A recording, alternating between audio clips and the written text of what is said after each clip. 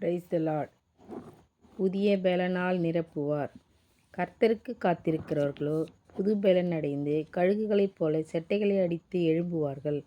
அவர்கள் ஓடினாலும் இளைப்படையார்கள், நடந்தாலும் சோர்ந்து போகார்கள்.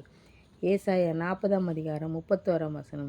கர்த்தர் சமூகத்தில் காத்திருக்கும்போது எவ்வளவு நேரம் தேவ சமூகத்தில் காத்திருக்கிறோமோ அவ்வளவாய் தேவன் நம்மை அவருடைய ஆவியினால் நம்மை பலப்படுத்துவார். மோசே 40 நாட்கள் தேவ சமூகத்தில் காத்திருந்தார். தேவன் அவரோடு முகமுகமாய் பேசினார்.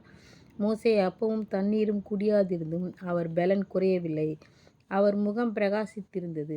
அதுபோல நாம் தேவ சமூகத்தில் காத்திருக்கும்போது புதிய பெலனினாலும் முகப்பிரகாசத்தினாலும் நாம் நிரப்பப்படுவோம். எபிரேயர் 6:14-15. நிச்சயமாக நான் உன்னை ஆசீர்வதிக்கவே ஆசீர்வதித்து உன்னை பெருகவே பெருக பண்ணுவேன் என்றார். அந்தப்படியே அவன் பொறுமையாய் காத்திருந்து வாக்குத்தத்தம் பண்ணப்பட்டதை பெற்றான்.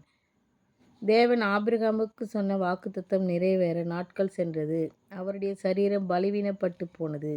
வேதம் சொல்கிறது, அவன் சரீரம் செத்து போனது. ஆனாலும் ஆபிரகாம் விசுவாசத்தை விடாமல் பொறுமையோடு காத்திருந்தார். அவருடைய காத்திருக்குதல் அவருக்கு சரீரத்தை புதுப்பித்தது. பலவீனமான சரீரத்துக்குள் பெலன் இறங்கியது. அவன் மனைவியினுடைய செத்துப்போன கர்ப்பத்தில் கரு உருவாகியது. ஈசாக்கை சாராள் பெற்றெடுத்தாள். பாருங்கள், தேவன் வாக்குத்தத்தம் பண்ணினார், ஆனால் காலதாமதமானது.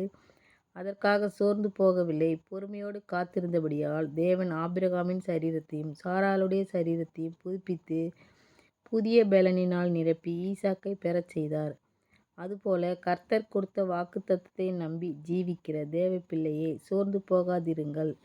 தேவன் புதிய பெலனினால் உங்களை நிரப்பி வாக்குத்தத்தத்தை நிறைவேறச் செய்து உங்கள் வாழ்வில் மகிமைப்படுவார். ஆமேன். Thank you Lord.